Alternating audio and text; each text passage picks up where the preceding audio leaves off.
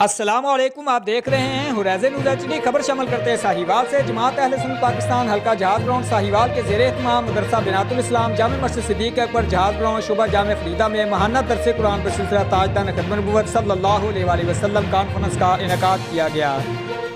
Conference میں جماعت اہل سنت پاکستان کے علماء کرام نے شرکت کی۔ تقریب کا آغاز تلاوت کلام پاک اور نعت رسول مقبول صلی اللہ علیہ وآلہ وسلم سے ہوا۔ کانفرنس میں خصوصی خطاب حضرت علامہ مولانا مفتی پروفیسر حافظ محمد ابراہیم صاحب، امام و خطیب جامع مسجد Baitul Mukarram, lecturer Aspire group of colleges Pakpattan PhD Islamic scholar نے کیا۔